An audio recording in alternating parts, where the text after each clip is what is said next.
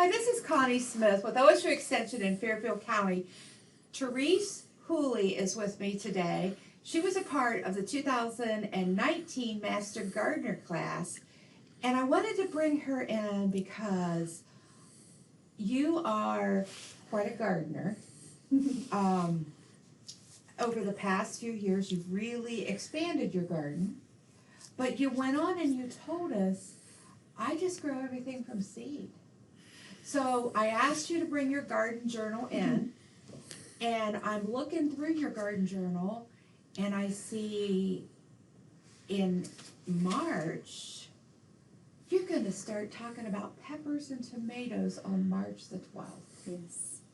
So tell me this. You obviously start everything from seed that you can. Why do you do that? Primarily for variety. Okay. I mean, I love our local garden centers, and I will still go and buy a couple different plants from them just to see if they have something different that I haven't grown in my garden. But generally, I want to try new varieties that you typically can't find in the garden center, especially with tomatoes and peppers, or certain herbs that, like different varieties of dill. Generally, you'll find just the fern leaf, but I want something compact. Yeah. So that's why I do it. Yeah, and so I see here, like when we talk, maybe a lunchbox orange tomato. Yes, and that's actually the peppers. Oh, the little peppers? lunchbox Oh, peppers. the little ones, okay. But like brandywine tomato, pink tie-dye, German Johnson. Yes. And you started all those on 3/13. Yes. So tell me, and you may just start 2 or 3 seeds at a time, and then you realize that you're seeing first leaves, oh my gosh, just 7 days later. So what's the magic date? How do you figure out when to start that? I do look at long range forecasts. Really? I do look at the Farmer's Almanac. Really? And I use those a little bit as guides. I start, if the nights and days are warmer, I will start taking soil temperatures just to get a sense of what I'm looking at. But I'm prepared that if it's time to plant my peppers and tomatoes into bigger pots, I will do that, and I will do it a couple times if I need to, and just harden them off Kind of outside baby them in a along. cupboard. Yeah. And I have found, so I did that last year. I started them earlier than I normally would, but it had been a warmer trend, Right. earlier spring start, and so I started them a little earlier, and I repotted them twice into bigger pots. Okay. It ended up being my best tomato year ever. Really? So I don't know if they had that extra time getting hardened off in those larger pots. I do move them outside, but they're covered and protected. Okay. But they spent 2.5 weeks out there that they'd not had before. So generally I'll do it for a week at most. Sure. But then when I transplanted them, they just were strong, sturdy, and they took off. They're ready to take off and grow. Yeah. So I'm not opposed to starting them earlier. I'd rather do that. I like to get as much out of the garden season as I can. Right. And my husband is asking me in May where the tomatoes are. Oh, really?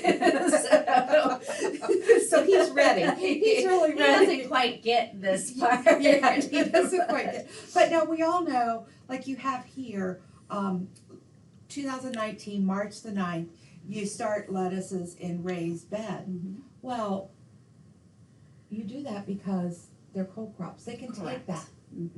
And so you can keep using them pretty quickly, and you can use those as they go by. You have, like in April, you start some garden prep, and then the 3rd week in April, you start squash and cucumbers. So I do start those inside. I know generally it's recommended to direct seed them. But I, again, like to start them in, and then I really baby them carefully. Okay. I mean, you do So have tell to be us how very you careful. baby them. So, I'll start them in, one of the, seed pods, and then I'll very carefully transplant them into larger pots every couple weeks. And again, hardening them off outside. Yeah. But I have found it's, for where I live and the vast array of insects that seem to penetrate my garden, to give them a head start out of the garden and then transplanting them kind of saves them from some of those bugs that would attack them when they're so young. Okay. And, So you feel sensitive. like getting these started and you having control of start dates and knowing like first leaves and knowing how they're fertilized makes you plant a better plant in your Correct. garden. The success of that plant starts with its health when you put it in the ground. Yeah. So if it's stronger, healthier at that point, then it can withstand, Some of the questionable pressures. weather. I mean, our Yeah. springs are rough. Exactly. And so with all the rain and everything else that comes with it, Yeah. I just want them to be as strong and healthy as they Right. can be. And you know what, I don't know about you, but I'm kind of thinking this year, I kind of worry what the weather is going to be. I'm so worried. Because it, I'm very worried about insects. yeah, and I'm really worried about, we have a big Master Gardener Dig Into Gardening event in April. I've seen that sometimes where we get like freezing rain in April. Yes. I hate to say that, but we really haven't had a true winter this year. No, we haven't, and it's been very unpredictable. So Yeah, who yeah. knows? If So, it's, so knowing that, sitting here in February, do you think you will really think about starting tomatoes and peppers in March? yes, Absolutely. no question. Like I said, I can control their environment, and Okay. and as long as I'm prepared to, do the transplanting as they need it, because you Right. don't want to get those roots, so root bound. Right. So as long as I'm prepared to do that, they'll be fine until I'm ready to put them in the ground. So tell me this, I see in April, you have the second weekend in April garden prep. Now keep in mind, Terese does have raised beds, so her garden prep would be different than somebody planting right in the soil, okay? So what are some of the things you do for garden prep? Well, we do have built-in irrigation in all the beds, so Okay. that's when we'll start flushing out the lines. Okay, We flush them out in the fall, but we'll flush them out again, make sure everything's working so that when it is time to plant, all I have to do is turn the water on. okay, So that's the first thing. The other thing is just, I'm walking through the gardens even now in the winter, and there's weeds growing. In the middle of winter.